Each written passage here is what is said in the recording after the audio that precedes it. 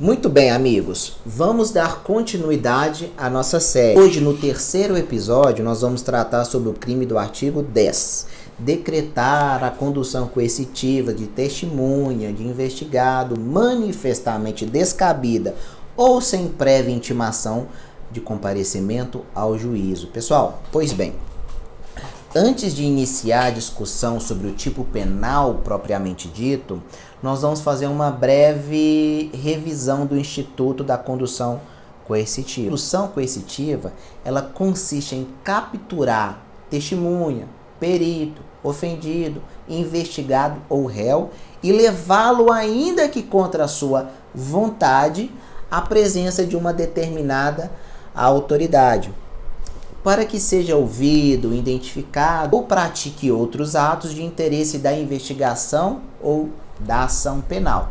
Pessoal, embora não listado no rol das medidas cautelares diversas da prisão, do artigo 319, 320 do CPP, a condução coercitiva, ela funciona como uma medida cautelar de coação pessoal. E quais são os atores da persecução penal que podem suportar a condução coercitiva? Primeiro, testemunha, artigo 218. Ao não comparecer sem motivo justificado, o juiz poderá requisitar a autoridade policial para sua apresentação debaixo de vara.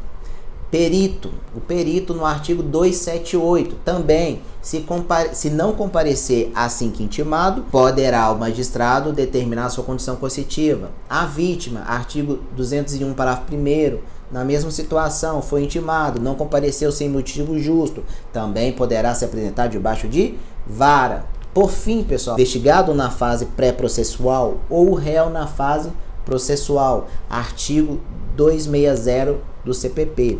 Se o acusado não atender a intimação para o interrogatório, para o reconhecimento ou qualquer outro ato que sem ele não possa ser realizado, a autoridade judiciária poderá mandar conduzi-lo à sua presença. Lembrando que não é apenas o magistrado que determina a condução coercitiva. A legislação também prevê a possibilidade de que outras autoridades também determinem a condução coercitiva.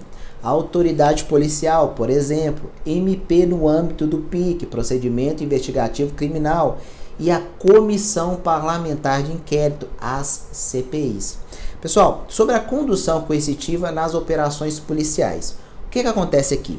Via de regra é que o órgão de investigação criminal, ele atue ali como um fator surpresa, fazendo com que o investigado preste suas declarações no interrogatório sem ter tido muito tempo para refletir naquilo que irá responder e sem ter tido a oportunidade de conversar com os outros investigados. Recordando que na condução coercitiva o investigado é obrigado a comparecer à delegacia, mas estando lá poderá permanecer em silêncio e não responder qualquer pergunta. Mas, professor, quando cabe a condução coercitiva? Vamos lá, pessoal. Em geral, ela acontece quando são consideradas inadequadas ou desproporcional prisão preventiva, temporária. Daí, nada impede que a autoridade judiciária mande expedir mandados de condução coercitivas e que devem ser cumpridos por agentes policiais. Essas medidas, pessoal, também podem ser executadas no mesmo dia da deflagração dessas grandes operações policiais. Normalmente é isso que acontece, tá? Para a doutrina, o que ela fala? Que para viabilizar a condução coercitiva, seria necessário demonstrar que estão presentes os requisitos para a decretação da prisão temporária, mas sem a limitação do rol fechado do artigo 1º da Lei 7.960 de 89.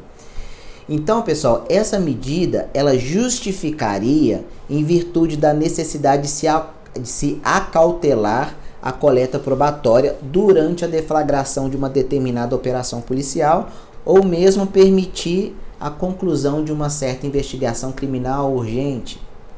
Ressaltando, por fim, a recente decisão do Supremo Tribunal Federal, que declarou não recepcionada pela Constituição a condução coercitiva para interrogatório. Pessoal, e você? na qualidade de advogado criminal, vai pedir, além da ilicitude das provas obtidas contra o seu cliente, vai pedir a responsabilidade disciplinar, civil, penal do agente ou da autoridade e ainda a responsabilidade civil do Estado. Feita essa revisão básica, pessoal, voltemos à análise do tipo penal do artigo 10. Decretar a condução coercitiva, testemunha ou investigado quando manifestamente descabida ou sem prévia intimação para comparecimento ao juízo. Existem duas hipóteses em que haverá abuso de autoridade. Primeiro, quando for manifestamente descabida. Segunda, quando a autoridade judicial não der oportunidade para que a testemunha ou investigado compareça espontaneamente ao juízo. Fica claro que a primeira hipótese, pessoal, abrange a segunda. Se a testemunha ou o investigado não forem previamente intimados para comparecer em juízo espontaneamente, essa condução coercitiva é abusiva, ela é desproporcional. Aqui não houve recusa, não é verdade? Agora, sujeito ativo do crime, pessoal, apenas a segunda hipótese, ela é direcionada exclusivamente ao magistrado, que somente ele pode determinar o comparecimento da testemunha ou investigado em juízo.